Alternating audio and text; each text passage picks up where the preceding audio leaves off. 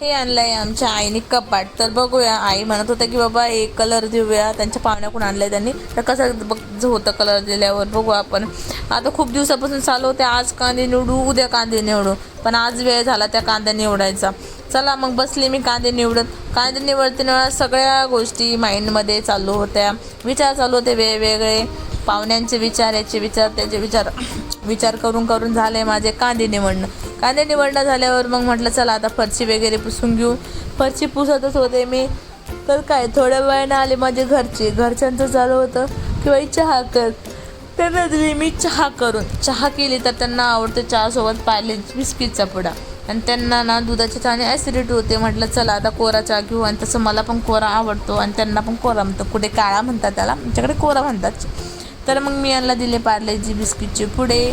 आणि मग झाला होता रिद्धी शाळेत आणत नाही, पण शाळेत जात होती एवढं चिकचिक. आज एवढा पाऊस पडत होता ना, तर चालायला सुद्धा कसं तरी होत होतं. सगळे पाय चिखलाने भरायच्या, रस्त्याने पच लागायचे. पण आता आली होती रिद्धी शाळेत जवळ, मग मी शाळा सुटली आणि रिद्धी रस्त्याने घेऊन येतो. बघा रिद्धी काय म्हणत होता.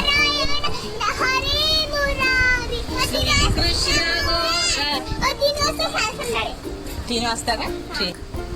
रिद्धीला शाळेतून आणल्यावर त्यांना मी केली चहा पाणी. मग लागली मी स्वयंपाकाला लागल्यावर मी इकडे करत होती चटणी आणि भेंडी.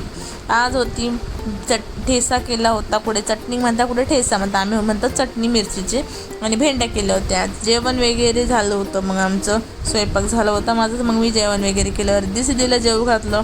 मग संध्याकाळी आमचं झालं होतं झोपाचं. मी मुलींना जवळ घेतलं आणि गप्पा गोष्टी मारत होत्या, आणि तिला विचारते आज दिवसभर काय केलं. आपण तर लेकरांना विचारायला पाहिजे ना, दिवसभर काय केलं, काय शिकवलं, त्यांचा दिवस कसा गेला आपल्याला माहीत पाहिजे. त्याच्यामुळे मी त्यांना दररोज विचारत राहते.